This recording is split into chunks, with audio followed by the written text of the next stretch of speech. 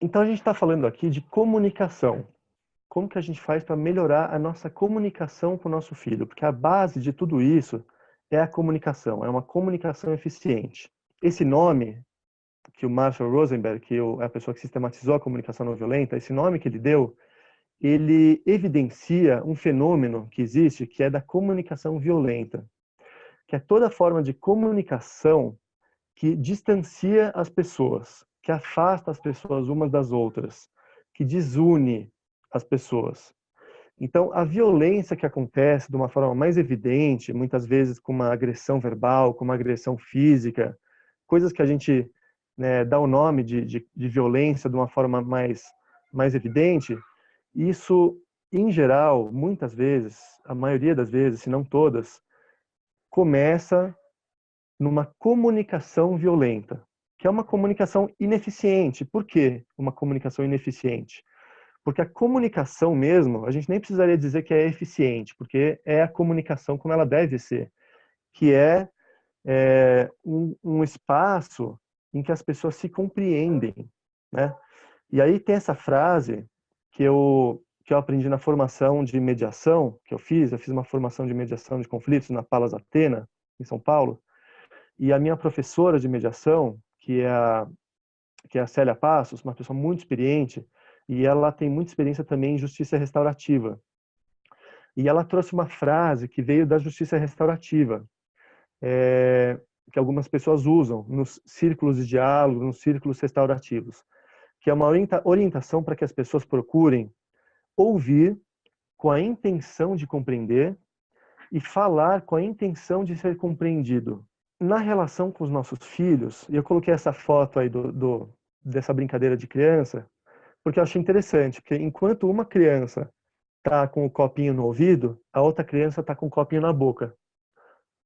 Ou seja, enquanto uma delas está falando, a outra está ouvindo. Depois, quando elas forem mudar, a outra vai colocar na boca e o outro vai colocar no ouvido.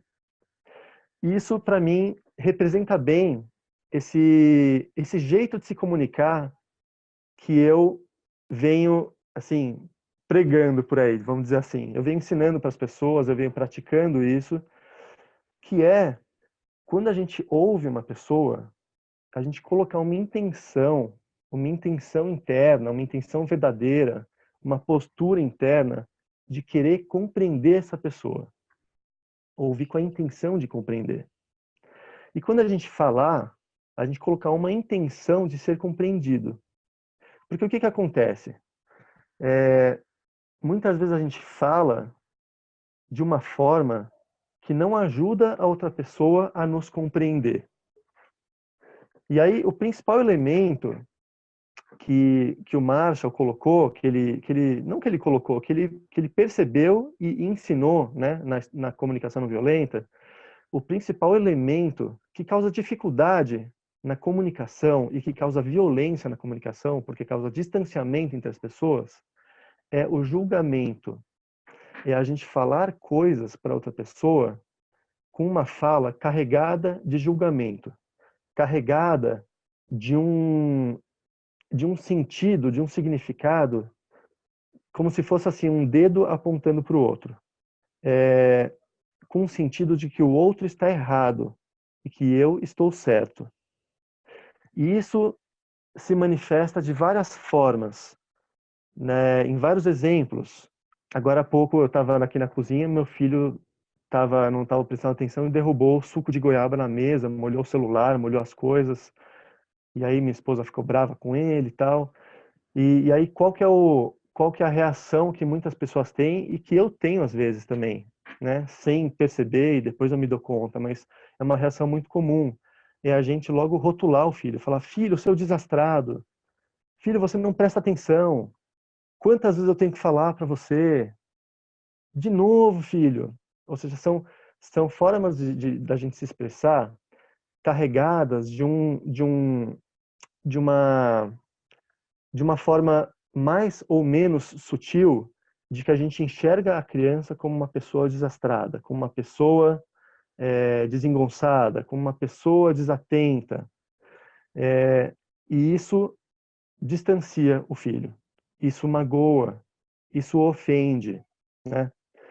A gente tem esse tipo de percepção quando a gente lida com adultos, né? Que existe essa relação, por exemplo, de ofensa, de mágoa, mas muitas pessoas, muitas vezes, a gente não percebe que isso acontece na relação com os filhos também.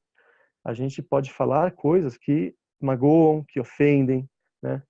E que deixam e que fazem mal para a autoestima da criança.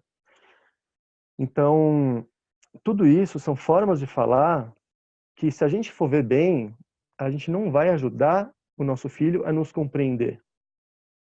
Porque tudo que a gente quer nesses momentos, por exemplo, é que ele tenha mais cuidado, que ele tenha mais atenção, que ele tenha responsabilidade, por exemplo, quando ele derruba alguma coisa, que ele limpe, né? Que ele tenha responsabilidade.